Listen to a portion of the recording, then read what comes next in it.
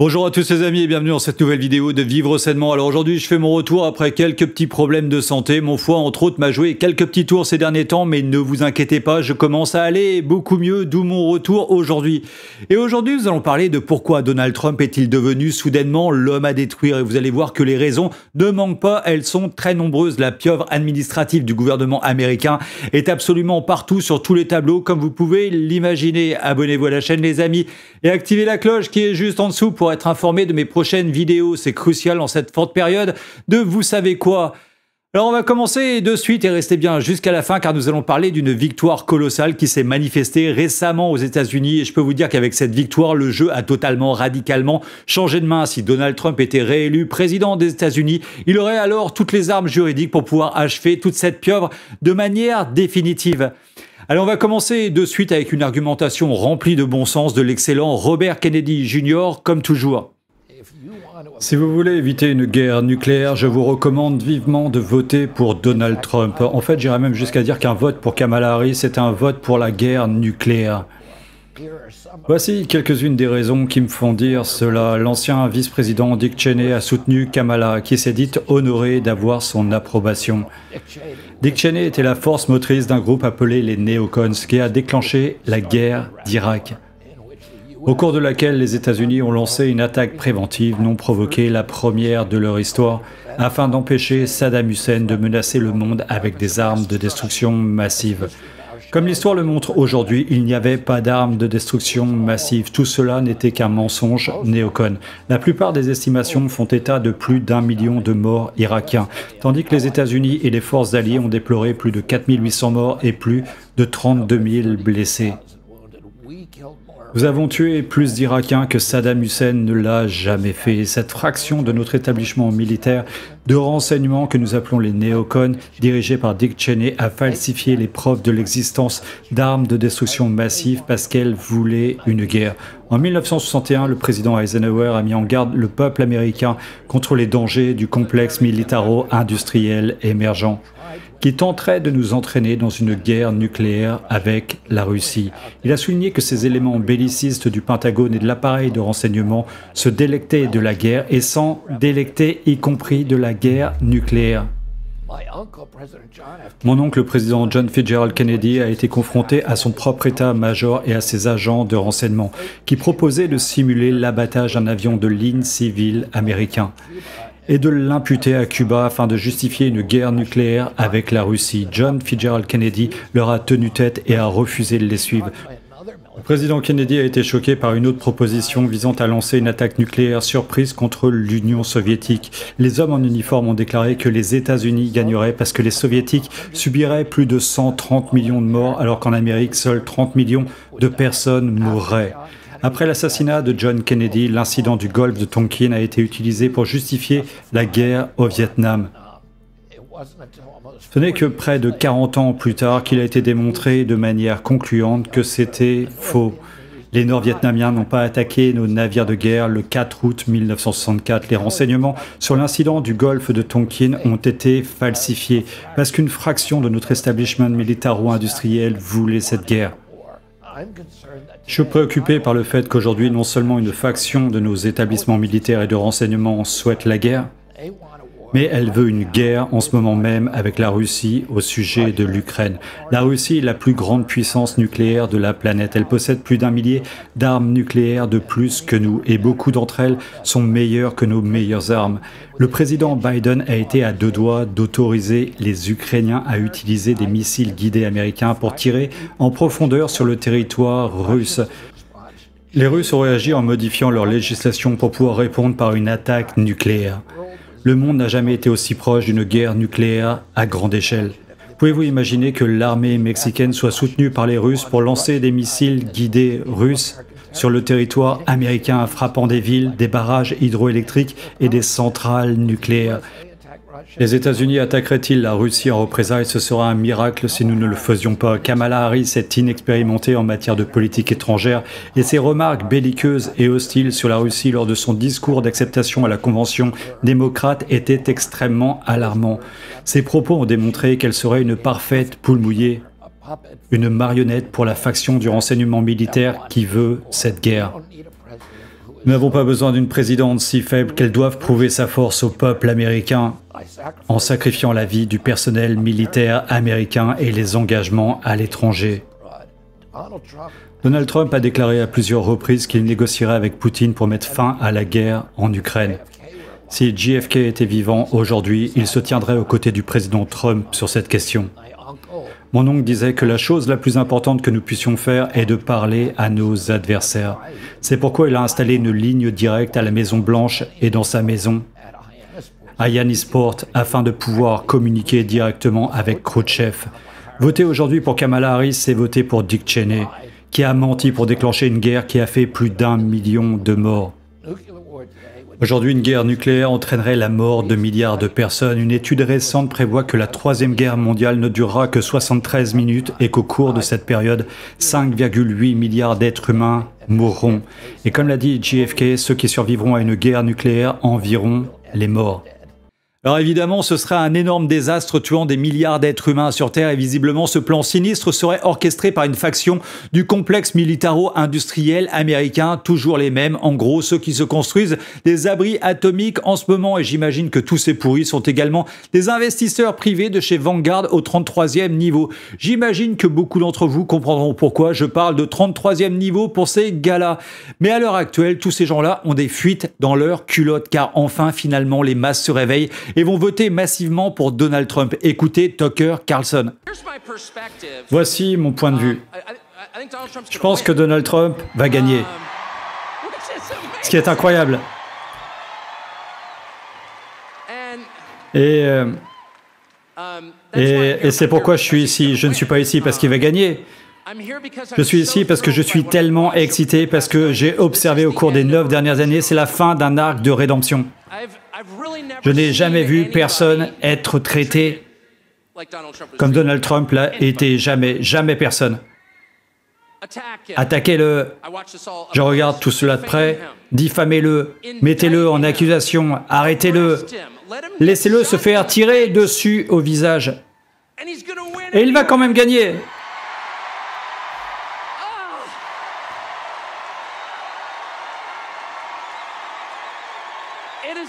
C'est un triomphe. C'est un triomphe. L'expression triomphe de l'esprit humain a été transformée en un cliché par les gens qui écrivent des affiches de cinéma. Mais cela ne la rend pas moins réelle. La victoire de Donald Trump sera un triomphe de l'esprit humain. Ce sera le triomphe des Américains sur la machine de guerre qui cherche à les opprimer. Ce sera un doigt d'honneur brandi à la face des pires personnes du monde anglophone qui sont nos dirigeants. Ce sera une victoire morale d'une ampleur que je n'aurais jamais cru voir un jour. Alors c'est clair que la victoire de Trump va mettre la fièvre partout sur Terre. Le monde entier est tellement dans l'attente de ces élections qui arrivent le 5 novembre prochain, donc mardi prochain.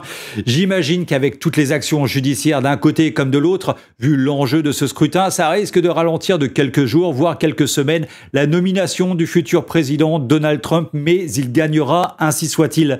Il vient de réchapper à 2 balles qui étaient destinées à lui pulvériser la boîte crânienne, de lui faire une John Fitzgerald Kennedy. Et le miracle s'est produit comme on peut le voir. Alors on peut tous espérer qu'un autre miracle se reproduise pendant les élections à venir. Une chose est sûre et qu'ils veulent absolument le détruire. Et en ce moment, ils y mettent le paquet pour le comparer à Hitler et à un très très grand méchant dictateur. L'ancien chef d'état-major de Donald Trump, John Kelly, un général 4 étoiles à la retraite, a confirmé que lorsque Donald Trump était président, il a dit qu'il voulait des généraux comme ceux d'Adolf Hitler. Donald Trump a dit cela parce qu'il ne veut pas d'une armée qui soit loyale à la Constitution des États-Unis. Il veut une armée qui lui soit loyale. Il veut des militaires qui lui seront personnellement fidèles, qui obéiront à ses ordres même lorsqu'il leur dira d'enfreindre la loi ou d'abandonner leur serment à la Constitution des États-Unis. Au cours de la semaine écoulée, Donald Trump a qualifié à plusieurs reprises ses concitoyens américains d'ennemis de l'intérieur et a même déclaré qu'il utiliserait l'armée américaine pour s'en prendre aux citoyens américains. Et soyons clairs sur ceux qu'il considère comme l'ennemi de l'intérieur. Quiconque refuse de plier le genou ou ose le critiquer serait selon lui l'ennemi de l'intérieur. Comme les juges, les journalistes, les fonctionnaires électoraux non partisans. Il est profondément troublant et incroyablement dangereux que Donald Trump invoque Adolf Hitler, l'homme qui est responsable de la mort de 6 millions de Juifs et de centaines de milliers d'Américains. C'est sur toutes les chaînes aux États-Unis pour construire l'excuse potentielle d'un tireur fou totalement isolé, bien sûr, qui ne serait pas des services secrets de la CIA, de BlackRock ou autres, bien évidemment, et qui pourrait avoir l'envie folle de tuer héroïquement le Hitler number 2 que les médias et politiciens ont créé de toutes pièces. Bien sûr, ce tireur fou pourrait être éventuellement, fortuitement, accidentellement MK-ultralisé pour les connaisseurs. Et écoutez Robert Kennedy Jr. réagir aux accusations de Kamala Harris. La présidente Harris a déclaré aujourd'hui dans son discours que le président Trump allait retourner l'armée américaine contre le public américain et utiliser ce dernier pour promouvoir son programme. Combien d'entre vous pensent que c'est vrai? Ce qui est intéressant pour moi, c'est que l'administration Biden-Harris a fait quelque chose il y a 2 semaines qui n'a jamais été fait dans l'histoire américaine, qui est d'utiliser exactement la force létale. Elle a envoyé une directive au Pentagone pour modifier la loi afin de rendre légal le recours à la force létale par l'armée américaine contre des citoyens américains sur le sol américain.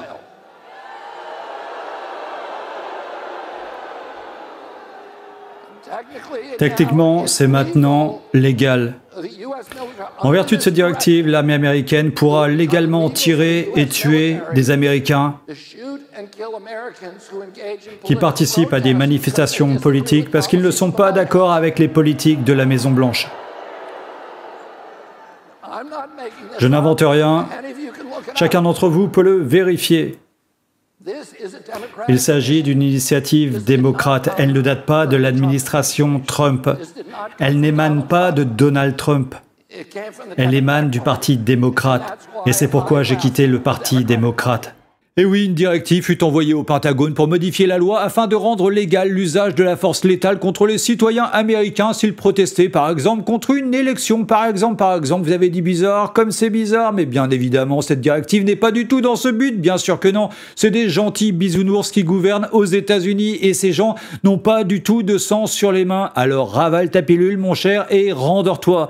En fait, en gros, en vérité, il se pourrait bien possible que ces gens-là aient possiblement des tonnes de litres de sang sur les mains et que cette directive donnée au Pentagone 2 semaines avant les élections américaines soit bien évidemment potentiellement dans un objectif très précis et très sombre. On appelle ça clairement un plan macabre. Et j'espère me tromper, mais j'ai comme l'impression que c'est maintenant la dernière ligne droite et qu'une guerre civile va s'en suivre. Le temps nous le dira évidemment. Mais alors, pourquoi Donald Trump est-il si dangereux pour eux ? Alors peut-être qu'ici nous avons un début de réponse à propos de la liste de clients de l'île de pédophiles d'Epstein. Mais beaucoup de gens importants sont allés sur cette île. Heureusement, je n'en faisais pas partie. C'est juste très étrange pour beaucoup de gens que la liste des clients qui sont allés sur l'île n'a pas été rendue publique. Ouais, c'est très intéressant, n'est-ce pas ? Elle le sera probablement d'ailleurs. Donc si vous le pouvez, vous le ferez. Oui, je jetterai certainement un coup d'œil. Kennedy est intéressant parce qu'il y a tant d'années. Vous savez, ils font ça pour le danger aussi parce que, vous savez, cela met en danger certaines personnes, etc., etc. Kennedy est donc très différent de l'affaire Epstein. Mais oui, je serais enclin à m'occuper de l'affaire Epstein, cela ne poserait aucun problème. Alors évidemment, sur cette liste, on pourrait éventuellement trouver des noms de politiciens, de présidents, d'acteurs, de banquiers, de familles royales, etc., etc. Bref, tout le gratin de notre monde serait totalement, potentiellement cramé. Et je serais curieux de savoir ce qu'en pense le petit Emmanuel et son neutralisateur, j'ai nommé Jean-Michel Le Gazou. Encore une fois, néanmoins au carré, la vérité est en marche et rien ne l'arrêtera. Par exemple, ce Bill Gates, ce grand philanthrope que Mars nous envie à rencontrer Epstein 37 fois pour uniquement des dîners qu'il nous dit. Écoutons le vilain Pinocchio. Vous savez, j'ai dit que je regrettais ces dîners. Et il n'y a absolument rien de nouveau à ce sujet. Y a-t-il une leçon à tirer pour vous, pour tous ceux qui regardent cela? Eh bien, il est mort, donc vous savez, en général, il faut toujours être prudent. Est-ce que cela sortira un jour, pensez-vous? Vous savez, je pense que si Kamala reçoit autant de soutien, c'est en partie parce que si Trump gagne, la liste des clients d'Epstein sera rendue publique. Et certains des milliardaires qui soutiennent Kamala sont terrifiés par cette éventualité. Pensez-vous que Reid Hoffman est mal à l'aise? Oui. Et Gates. Et Gates. Oui. Voilà, et donc le Bill Gates, sauveur uniquement de l'humanité, injecté 3 fois par mois, a gentiment donné 50 millions d'euros à la gentille Kamala Harris, surnommée la docile, pour accomplir le travail de lecture du téléprompteur de ses maîtres. Et bien sûr, ne pas publier cette liste de clients extrêmement fortunés ayant profité des largesses juvéniles du maître chanteur Epstein, la marionnette de l'œil du triangle triangulaire. Et regardez qui d'autre vient épauler la Kamala Harris. Au début du mois, les ouragans Helen et Milton ont dévasté certaines parties de la Floride, de la Géorgie, de la Caroline du Nord. Des familles ont perdu leurs maisons, leurs moyens de subsistance et leurs proches à cause d'ouragans atlantiques parmi les plus puissants jamais enregistrés. Les dégâts causés par ces tempêtes sont estimés à 100 milliards de dollars. Et ne vous y trompez pas, ces catastrophes non naturelles ont été causées par le changement climatique. Donald Trump continue de nier les faits. Il continue de nier la science. Il a retiré les États-Unis des accords de Paris sur le climat et a fait reculer des protections environnementales essentielles. Il a maintenant promis à l'industrie pétrolière et gazière de se débarrasser de toutes les réglementations qu'elle souhaite en échange d'un don d'1 milliard de dollars. Le changement climatique est en train de tuer la Terre et de ruiner notre économie. Nous devons faire un pas en avant audacieux pour sauver notre économie, notre planète et nous-mêmes. C'est pourquoi je voterai pour Kamala Harris. Elle a contribué à mener l'action climatique la plus importante de l'histoire des États-Unis, y compris l'adoption de la loi sur la réduction de l'inflation. Sous sa direction, nous avons fixé des objectifs ambitieux pour parvenir à des émissions nettes nulles d'ici 2050. Voilà donc ce gars, star d'Hollywood, le DiCaprio, est à bord du Titanic et essaye de sauver tous les meubles. Donc Trump devient le pollueur number one qui veut détruire la planète avec ses grosses motos. Et c'est pas bien, car attention, c'est le grand moment de peur très intense. C'est le réchauffement climatique. Danger, danger, et la Terre va exploser dans moins de 10 ans avec Donald Trump. Donc bien sûr, bien évidemment, faut voter Kamala Harris, qu'il nous dit le gazou. Alors, je sais pas pour vous, mais moi j'ai quand même l'impression qu'il a quand même l'air un petit chouïa anxieux, le DiCaprio. On pourrait presque éventuellement se demander s'il connaissait Epstein aussi bien que Puff Daddy. Puff Daddy, vous savez, ce rappeur américain qui organisait des soirées sauvageonnes avec des petites personnes, des très petites personnes du genre enfants, pour les intimes et des soirées olé olé. Alors apparemment, ce DiCaprio aimait beaucoup les soirées de Puff Daddy, mais tout cela ne nous regarde pas. Apparemment, il ne ratait jamais une soirée chez ce gars, mais tout cela ne nous regarde pas, à moins que la justice nous le confirme très bientôt. Et donc dans ce cas-là, le DiCaprio pourrait finir au cachot, peut-être pour la vie, après l'élection de Donald Trump. Seul le temps pourra nous le dire, éventuellement très bientôt. En tout cas, une chose est sûre, c'est que ce gars se fout clairement de l'écologie, sinon il suivrait un vrai écolo de première, Robert Kennedy Jr., qui se bat pour de la vraie écologie et une vie saine depuis des dizaines d'années. En 2004, Robert Fitzgerald Kennedy était la coqueluche des libéraux de l'establishment du Parti démocrate. Un écologiste qui n'avait pas peur de poursuivre les pollueurs les plus importants et les plus puissants d'Amérique. Mais les démocrates ont commencé à abandonner les idéaux auxquels ils croyaient, comme la paix, la liberté d'expression, un gouvernement honnête et la classe ouvrière. Les démocrates de base ne s'en sont pas rendus compte au début, mais au fil des années, le DNC est devenu l'outil des grandes fortunes, de la machine de guerre et des entreprises même contre lesquelles Kennedy s'était battu pendant toute sa carrière. Kennedy a ensuite élargi sa cause à la santé des enfants et aux maladies chroniques. C'était une étape naturelle car les mêmes substances toxiques et les mêmes entreprises qui détruisent les rivières, les sols et la faune détruisent également la santé humaine. Robert Fitzgerald Kennedy Jr. est devenu un paria. L'establishment libéral l'a répudié. Les médias ont tenté de le réduire au silence. L'administration Biden-Harris a fait pression sur les médias sociaux pour qu'ils le censurent et la question des maladies chroniques dans la santé des enfants qu'il défendait a été ignorée par les démocrates et les républicains. Mais cela n'est plus le cas. Il n'en a pas toujours été ainsi et cela ne doit pas rester ainsi. L'Amérique s'éveille à la plus grande crise de sa génération. Comment une nation peut-elle être en bonne santé si sa population n'est pas en bonne santé? Comment les agences de régulation peuvent-elles ignorer ce problème? C'est parce qu'elles sont contrôlées par les grands intérêts financiers qui profitent du modèle de soins malades. Les Big Pharma ne nous proposent rien d'autre que davantage de pilules. Ils ont essayé de nous faire croire que ce n'était pas le cas. Ils nous ont dit que le poison était de la nourriture et que la vraie nourriture était du poison. Ils nous ont dit que le poison est un médicament et que le médicament est un poison. Ils nous ont dit que les mensonges étaient la vérité et ils ont dit que la vérité était un mensonge. Ils ont réduit au silence les voix qui s'élevaient pour dénoncer les atteintes à la santé des enfants. Ils ont fait taire la voix de Kennedy. Ils ont fait taire votre voix. Mais ils ne peuvent plus s'en tirer comme ça. Tout un mouvement politique s'est emparé de la question parce que nous savons que nous ne pourrons pas rendre à l'Amérique sa grandeur si nous ne rendons pas à l'Amérique sa santé. Avec un mouvement de masse derrière nous, le président Trump et moi-même allons transformer notre système alimentaire. Nous allons éliminer les produits chimiques de l'eau, de l'air, des aliments et des sols. Nous allons drainer la corruption des agences qui sont censées protéger le public, mais qui au contraire protègent l'appât du gain des entreprises. D'ici 2028, je vous promets que nous allons rendre à l'Amérique sa santé. Alors pour tous les vrais écolos du vivre sainement dont je fais partie, Robert Kennedy est la pierre angulaire qui va pouvoir faire basculer ce monde sur une trajectoire beaucoup plus saine. Lui, il suit juste le bon sens par un programme d'asservissement de la population mené par éventuellement des clients d'Epstein. Robert Kennedy Jr., c'est pas la gauche bobo, soi-disant écolo, qui nous bassine à longueur de temps avec des énergies intermittentes qui nous coûtent un bras et qui polluent autant qu'elles sont moches, en plus d'être totalement inefficaces, voire très dangereuses. Et écoutons maintenant comment Donald Trump veut se débarrasser définitivement de cette pieuvre administrative corrompue qui dirige son pays. Voici mon plan pour démanteler l'État profond et reprendre notre démocratie à la corruption de Washington une fois pour toutes. Et c'est bien de corruption qu'il s'agit. Tout d'abord, je vais immédiatement rééditer mon décret de 2020 qui rétablit l'autorité du président pour révoquer les bureaucrates véreux et j'exercerai ce pouvoir de manière très agressive. Deuxièmement, nous éliminerons tous les acteurs corrompus de notre appareil national de sécurité et de renseignement, et ils sont nombreux. Les départements et les agences qui ont été militarisés seront complètement révisés, afin que des bureaucrates sans visage ne puissent plus jamais cibler et persécuter les conservateurs, les chrétiens ou les ennemis politiques de la gauche, ce qu'ils font aujourd'hui à un niveau que personne ne peut croire possible.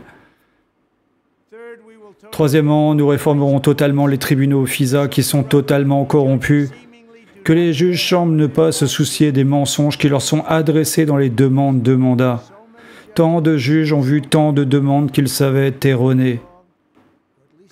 Ou du moins qu'ils devaient savoir et ils n'ont rien fait. On leur ment. Quatrièmement, pour exposer les mystifications et les abus de pouvoir qui ont déchiré notre pays, nous établirons une commission de vérité et de réconciliation pour déclassifier et publier tous les documents sur l'espionnage, la censure et la corruption de l'État profond, et ils sont nombreux. Cinquièmement, nous lancerons une vaste campagne de répression contre les auteurs de fuites du gouvernement qui sont de connivence avec les fake news pour tisser délibérément des faux récits et pour subvertir notre gouvernement et notre démocratie. Lorsque cela sera possible, nous engagerons des poursuites pénales. Sixièmement, nous ferons en sorte que chaque bureau d'inspecteur général soit indépendant et physiquement séparé des départements qu'il supervise afin qu'ils ne deviennent pas le protecteur de l'État profond. Septièmement, je demanderai au Congrès d'établir un système d'audit indépendant pour contrôler continuellement nos agences de renseignement afin de s'assurer qu'elles n'espionnent pas nos citoyens ou qu'elles ne mènent pas de campagne de désinformation contre le peuple américain ou qu'elles n'espionnent pas la campagne de quelqu'un comme elles ont espionné ma campagne. Huitièmement, nous poursuivrons l'effort lancé par l'administration Trump pour déplacer des parties de la bureaucratie fédérale tentaculaire vers de nouveaux sites en dehors du marais de Washington. Tout comme j'ai déplacé le bureau de la gestion des terres dans le Colorado, jusqu'à 100 000 postes gouvernementaux pourraient être déplacés. Et je veux dire immédiatement, de Washington, vers des endroits remplis de patriotes qui aiment l'Amérique et ils aiment vraiment l'Amérique. Neuvièmement, je m'efforcerai d'interdire aux bureaucrates fédéraux d'occuper des emplois dans les entreprises avec lesquelles ils traitent et qu'ils réglementent. Ainsi, ils traitent avec ces entreprises et les réglementent, et ensuite, ils veulent prendre des emplois dans ces entreprises. Ce n'est pas comme ça que ça marche. Un tel étalage public ne peut pas durer. Et cela se produit tout le temps, comme avec Big Pharma. Enfin, je proposerai un amendement constitutionnel visant à limiter la durée du mandat des membres du Congrès. C'est ainsi que je briserai l'État profond et que je rétablirai un gouvernement contrôlé par le peuple et pour le peuple. Merci de votre attention. Alors voilà, c'est clair, net et précis, c'est comme si une vague d'arrestations massives se préparait pour bientôt, comme le prédisaient les postes de qui, quand, quoi, pour les connaisseurs. Et écoutez ce que rajoute Robert Kennedy. Tout le monde a entendu la phrase emblématique du président Trump « Assécher le marais à Washington, D.C. » Son instinct est tout à fait juste. Le problème est qu'à Washington, il ne s'agit pas seulement de quelques individus corrompus.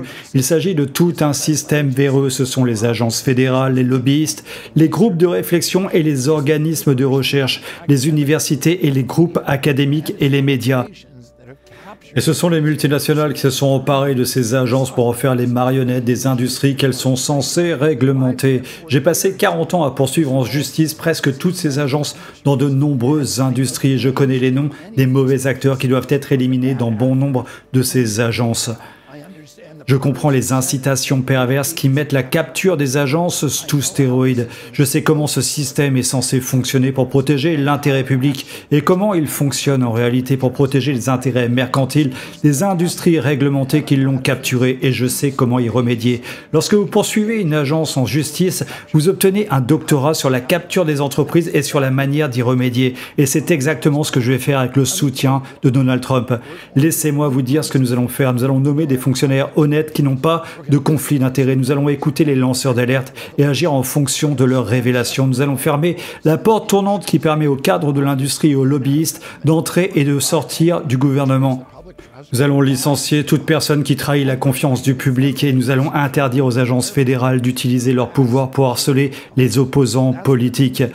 C'est ce que signifie assécher le marais. L'une de mes priorités à Washington sera de veiller à ce que le président Trump puisse tenir sa promesse et nous ramener à un gouvernement du peuple afin que l'Amérique soit à nouveau en bonne santé. Alors clairement, l'association Trump-Kennedy-Musk va nous faire un trio d'enfer sans aucun jeu de mots, très mal placé, et je suis sûr que des centaines de milliers de gens corrompus commencent enfin à trembler. Et écoutez le meilleur morceau de cette vidéo avec Vivek Ramaswamy, un excellent candidat républicain qui s'est rallié à Donald Trump. Il va nous parler des agences de réglementation et d'une énorme victoire récente à la Cour suprême des États-Unis qui va nous permettre de donner tous les pleins pouvoirs à Donald Trump afin d'achever toute cette corruption généralisée des agences à 3 lettres de manière définitive.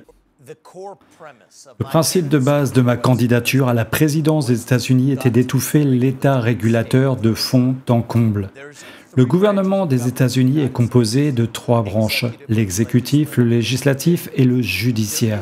Il n'y a pas de 4e branche dans la Constitution et pourtant, c'est cette 4e branche du gouvernement, l'État administratif, ce sont les personnes travaillant dans les agences à 3 lettres qui dirigent réellement le pays aujourd'hui. Ce sont elles qui font les lois de ce pays, pas celles qui sont adoptées par le Congrès, mais celles qui affectent la façon dont vous et moi vivons notre vie, qui affecte la façon dont les entreprises peuvent fonctionner grâce aux réglementations qu'ils rédigent.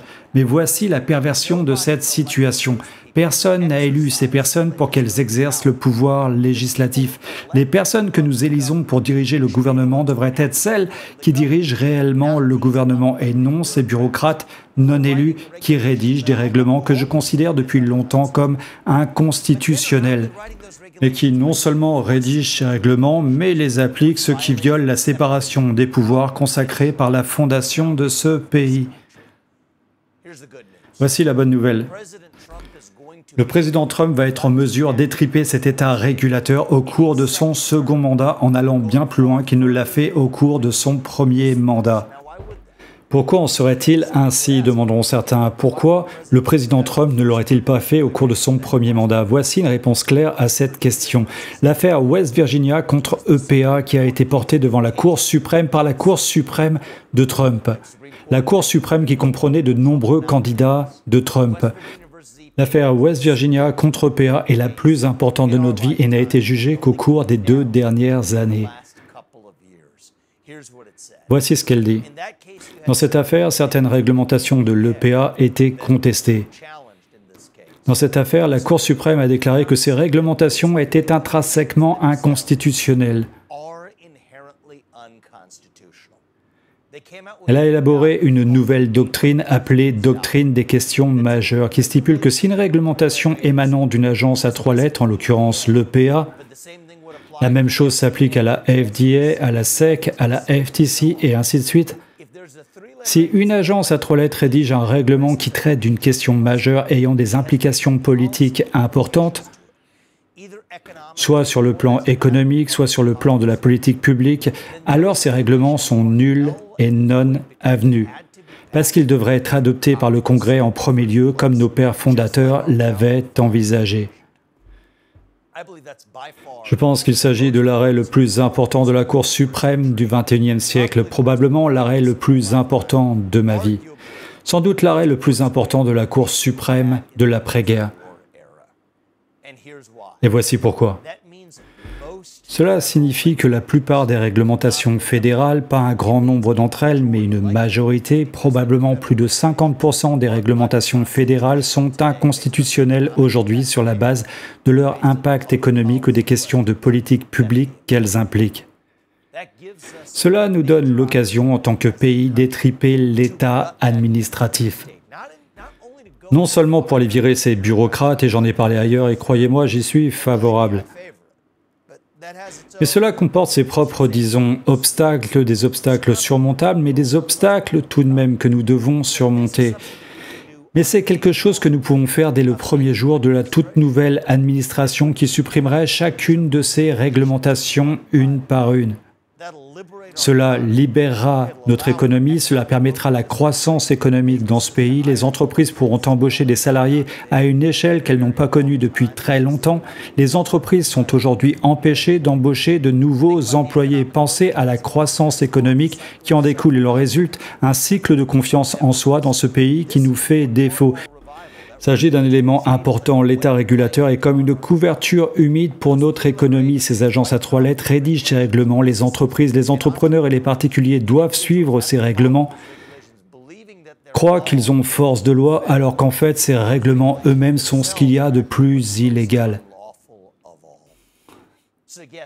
Alors oui, j'attends avec impatience un renouveau. Le nouveau président peut-il y parvenir? Vous avez tout à fait raison de dire qu'il le peut, mais il faudra que chacun d'entre nous défende les principes de 1776, que défende nos idéaux fondateurs et que nous fassions le bon choix lors de cette élection. Et il ne s'agit pas seulement d'opposer Trump à Biden. Il s'agit maintenant de redresser le système constitutionnel sur lequel notre pays a été fondé en premier lieu. Et l'une des choses les plus simples et les plus faciles à faire est dans le contexte de l'affaire West Virginia contre EPA, dans le contexte du cadeau que la Cour suprême a fait à tout ce pays de l'utiliser et d'élire un président qui dirigera de manière appropriée la branche exécutive du gouvernement afin qu'une fois de plus, les personnes que nous élisons pour diriger le gouvernement soient celles qui dirigent réellement le gouvernement. Et imaginez, c'est exactement la même chose en France et en Europe. On prend les mêmes et on recommence. Quel que soit le président, notre vie est totalement gérée par ces agences de régulation sans absolument aucun vote au Parlement, que ce soit avec l'Agence nationale de santé du médicament, les agences régionales de santé, l'Ordre des médecins, l'Ordre des avocats, l'Agence nationale de sécurité sanitaire, la Direction générale de la concurrence, de la consommation et de la répression des fraudes, etc., etc. Et au niveau européen, l'EMA, l'Agence européenne des médicaments, l'Agence européenne des produits chimiques, l'Agence européenne de la sécurité des aliments, etc., etc. Ce sont des technocrates non élus qui dirigent nos vies au quotidien, qui peuvent fermer des entreprises avec leurs normes et laisser la place à d'autres entreprises qui peuvent éventuellement les racheter pour une bouchée de pain, qui peuvent aussi retirer les droits d'exercer de certaines professions gênantes, de certaines personnes gênantes dans certaines professions, avec des raisons obscures qu'ils ont définies par eux-mêmes. Donc ils deviennent législateurs et juges sans jamais absolument aucun vote pour leur conférer ces pouvoirs. Imaginons par exemple que ces postes soient donnés à une mafia très organisée du type franc-maçonnerie. Est-ce que nous serions alors dans une dictature? Je vous laisse répondre à cette question dans les commentaires ci-dessous. Autre question, est-ce que le Conseil d'État est élu par le peuple? Est-ce que le Conseil constitutionnel est élu par le peuple? Est-ce que ces gens ont un mandat court qui permet d'en élire d'autres personnes? À toutes ces questions, les réponses c'est bien évidemment non, non et non. La pieuvre est aussi partout en France et en Europe. Et il est temps de faire un grand ménage dans cette France pillée par tous ces gens d'en haut, très riches et très organisés en société secrète. La vérité arrive à grands pas et voilà pourquoi une bonne guerre mondiale pourrait éventuellement sauver tout ce groupe de criminels. Fox News peut confirmer qu'Israël a commencé son attaque contre l'Iran à la suite d'une attaque de missiles balistiques lancée contre Israël au début du mois. Des explosions ont été signalées dans et autour de la capitale iranienne de Téhéran, ainsi que dans le nord du pays. Nous comprenons à cette heure qu'il s'agit d'une histoire fluide et en développement. Il semble que l'attaque israélienne contre l'Iran se poursuive. Je me suis entretenu ce soir avec un haut fonctionnaire qui nous a donné des informations sur les jours qui ont précédé cette attaque israélienne très attendue contre le territoire iranien. Cette frappe, selon ce haut fonctionnaire, était destinée à envoyer un message de dissuasion au régime iranien. Il y a eu des communications avec les Américains au préalable. Alors que la région attend de voir ce qui va se passer, les dernières informations dont nous disposons font état de multiples explosions sur les sites dans et autour de la capitale iranienne, Téhéran, ainsi que dans le nord de l'Iran. Nous ne connaissons pas les cibles exactes, mais on me dit que certaines des cibles ont été retirées de la liste suite aux pressions américaines. De nombreuses conversations ont eu lieu avec les hauts dirigeants israéliens, ici à Tel Aviv et à Jérusalem, avec leurs homologues à Washington, pour déterminer comment dissuader les Iraniens sans entraîner la région dans une guerre plus vaste. Fonctionnaire israélien m'a dit que l'on s'attend à ce que les frappes de ce soir contre l'Iran donnent lieu à une certaine forme de réponse. Bien sûr, ils ne savent pas à quoi ressemblera cette réponse, mais la défense aérienne israélienne reste en état d'alerte dans tout le pays. Il est entendu que l'Iran a la capacité de viser Israël avec une variété de missiles balistiques, comme ils l'ont fait au début du mois en lançant 180 d'entre eux vers ce pays. C'est pourquoi les systèmes de défense de pointe d'Israël, y compris les systèmes Euro 2 et 3, restent en alerte pour pouvoir protéger certaines des cibles les plus sensibles du pays. Voilà, donc ça c'est fait, visiblement c'est le gouvernement israélien. Les gentils, oui, c'est eux qui le disent, écoutez. En réponse à des mois d'attaque continue du régime iranien contre l'État d'Israël, en ce moment même, les forces de défense israéliennes mènent des frappes précises sur des cibles militaires en Iran. Le régime iranien et ses mandataires dans la région attaquent sans relâche Israël depuis le 7 octobre sur 7 fronts, y compris des attaques directes depuis le sol iranien. Comme tout autre pays souverain dans le monde, l'État d'Israël a le droit et le devoir de répondre. Nos capacités défensives et offensives sont pleinement mobilisées. Nous ferons tout ce qui est nécessaire pour défendre l'État d'Israël et son peuple. Voilà, donc visiblement, juste avant les élections américaines, c'est le bon moment pour pouvoir lancer une guerre mondiale. Disons que c'est très bien, car ceux qu'on appelle des journalistes sur les médias de masse, ils parlent que de ça, donc au final, ça occupe les gens, pendant que derrière, il se passe plein d'autres choses. Alors bon, bien évidemment, faut rester positif. L'élection de Trump comme président des États-Unis est très proche.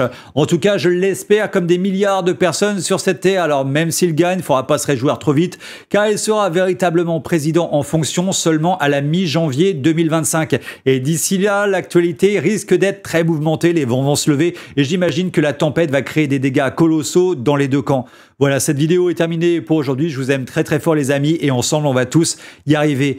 Si vous avez aimé cette vidéo, partagez-la sur tous vos réseaux sociaux, cliquez sur j'aime, la cloche et s'abonner qui sont juste en dessous et je vous remercie de votre aide avec ma cagnotte Tipeee pour que je puisse consacrer encore plus de temps à mes vidéos. Merci vraiment à tout le monde et à très bientôt pour une prochaine capsule sur Vivre Sainement.